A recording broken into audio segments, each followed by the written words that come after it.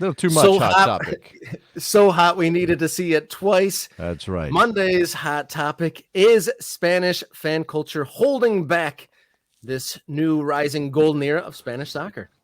That's an interesting. I think yes. I think yes. I mean, I'm going to go ahead and answer the question that you just posed. I can't see how it's not. I mentioned Lamine Yamal. He is becoming one of the brightest young stars in world football, and he's only 17.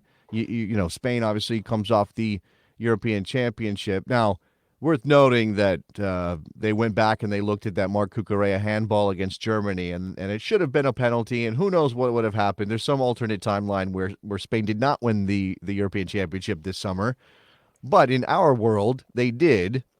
You And obviously have. and the Go ahead. Spanish women were one upset to Brazil away from Spain holding literally every single international Well, there you championship. go. You got that as well.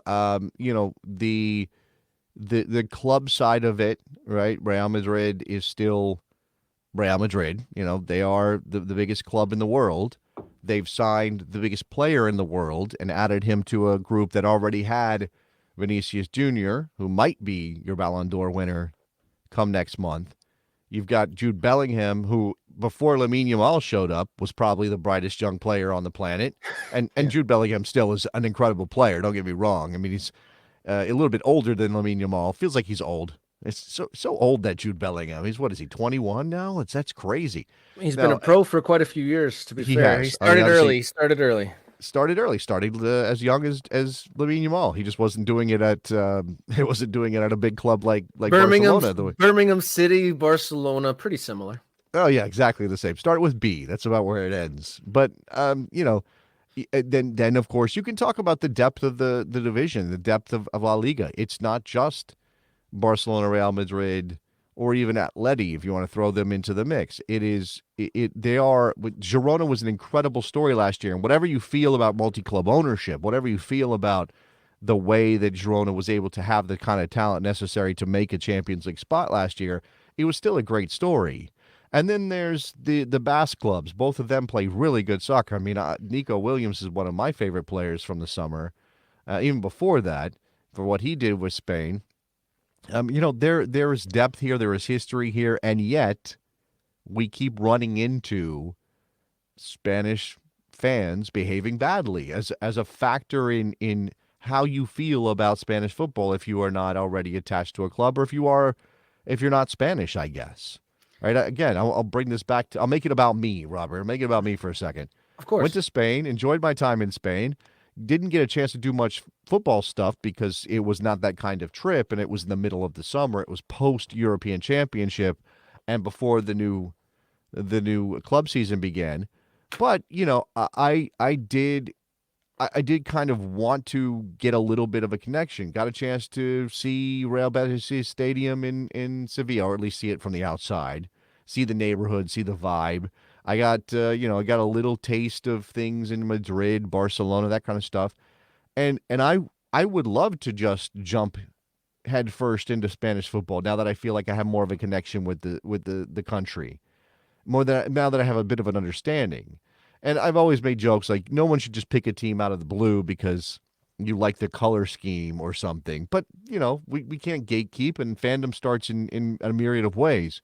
So if I'm in Spain, hey, maybe I want to adopt a team. Oh, look, I really like this new Atleti shirt that they have.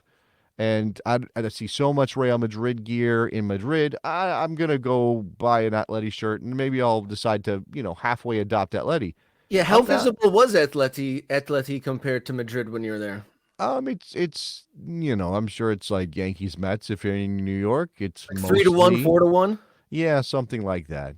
Something like that. Probably 5-1. I mean, remember that, and I'm sure this is true in New York too. I guess now I think about it, it's a lot of tourists running around in Real Madrid stuff. As much as it is locals, there's lots of tourists as well. And I was a tourist, and I went searching for the Atleti gear shop in Madrid. Like I chose to go find the Atleti store rather than look for the Real Madrid store. By the way, and of course, Barcelona stuff is sold everywhere too to the tourists. Doesn't matter if you're in Madrid or not. There's Barcelona stuff everywhere too. But I'm not sure that I'm completely comfortable deciding to be an Atleti fan because I'm not the fans that threw things at Thibaut Courtois.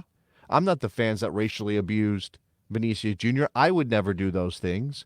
But now do I have to feel guilty, ashamed of their behavior because if I want to support Atleti? I mean, is it going to push? I mean, even if I can intellectualize that these are different things, I can support the club from afar. It have nothing to do with the fans that live in Madrid that have done this stuff, or in Spain in general, because Vinicius Jr., of course, racially abused in a number of places in Spain.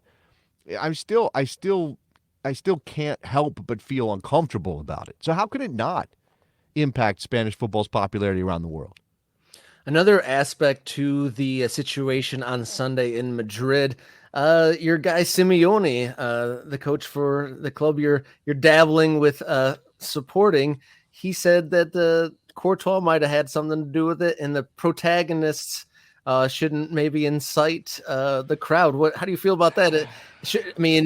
Does a player have the right to celebrate any which way he wants without any sort of retribution or Man, misbehavior?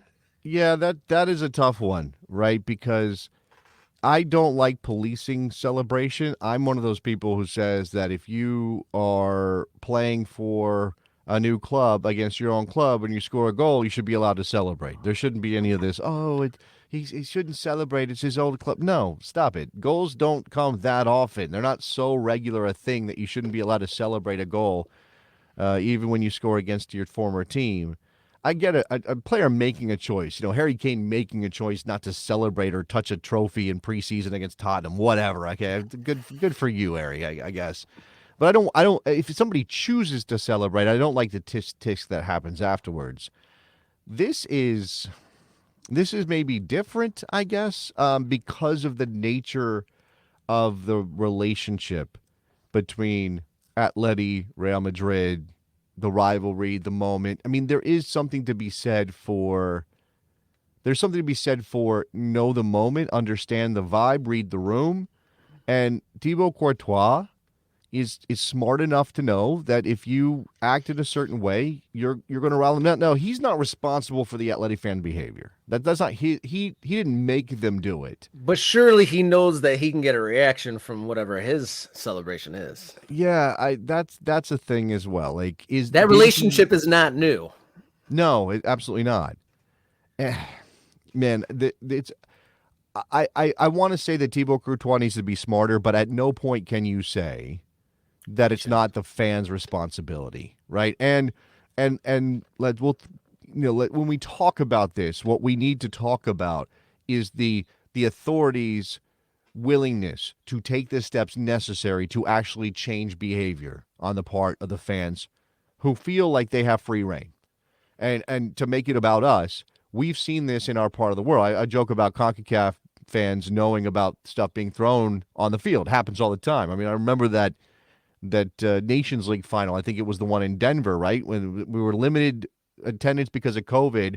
The United States beats Mexico, and Mexican fans are throwing things at the American players. And that is also the same sort of moment when we deal with the chant that fans in the United States who support Mexico are mostly responsible for. I know it's trickled down to Mexico, but my understanding is that chant is mostly a thing done by American-based Mexico fans, and so it's bad behavior. But the authorities, despite all these, we got to have a protocol and this, they've never actually done the thing that will stop the behavior, right? They've never actually said stop the game, give the points to the other team. The other team wins because you guys are being jerks. They haven't done that, right? And maybe that needs to be done in this case.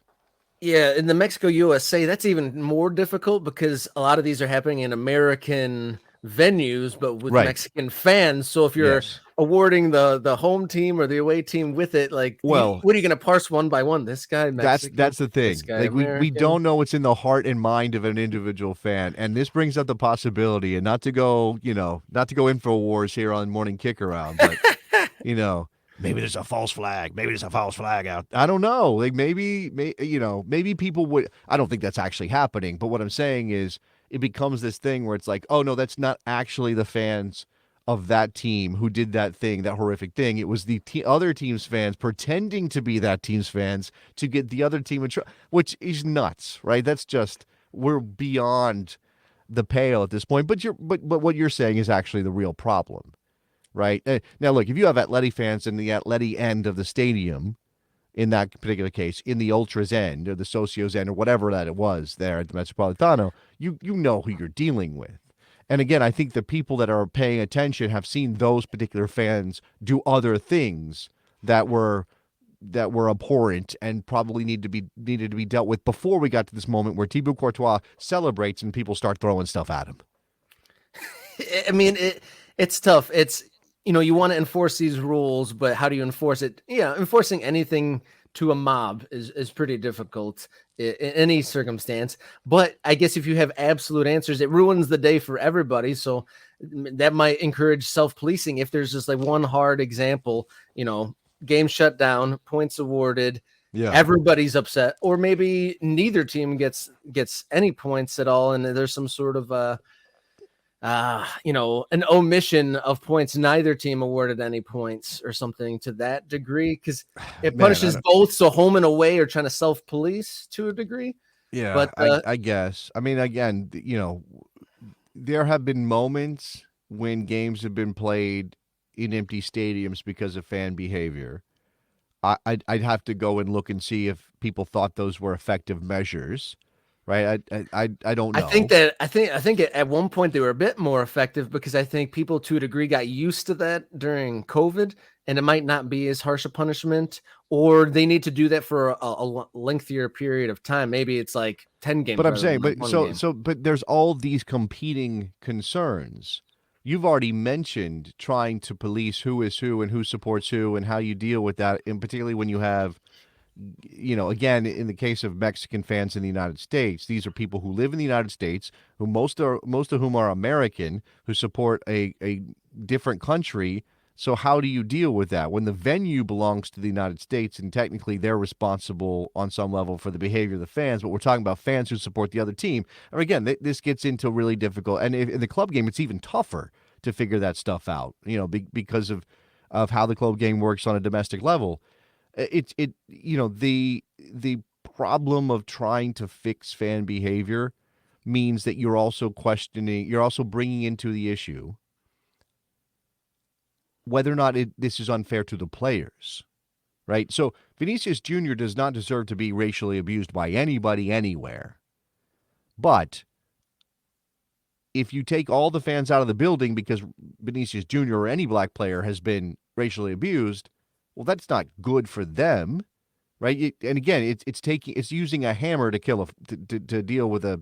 Well, it's a big problem, but I'm saying you're taking a big swing and doing something major if you say closed doors, no fans, because that punishes Real Madrid fans who hopefully aren't racially abusing their own player. But I mean, it punishes everybody rather than punishing the specific individuals.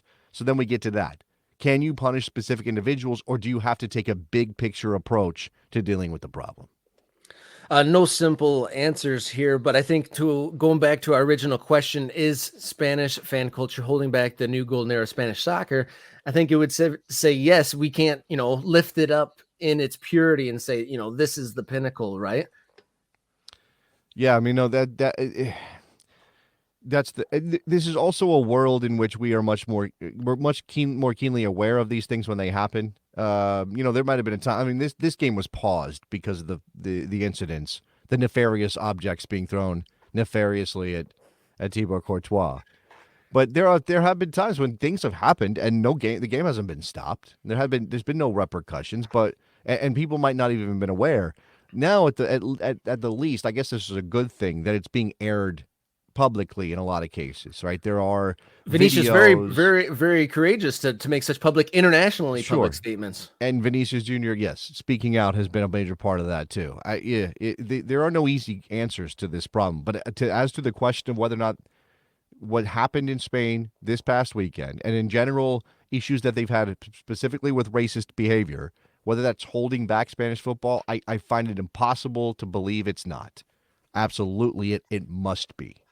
Yeah, maybe there's some players that, if they have their selection of clubs, maybe they don't go there, and enough of those guys don't go to Spain, or I like to go somewhere else that, that it's not the pinnacle anymore.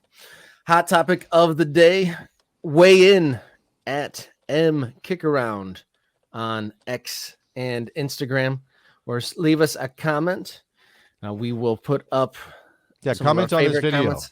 Let us know what you think. Like, and what steps Spanish football authorities need to take in order to fix this problem. Indeed. And if you want to write us, you want to see it publicly available, write us a little note, morningkickaround@gmail.com.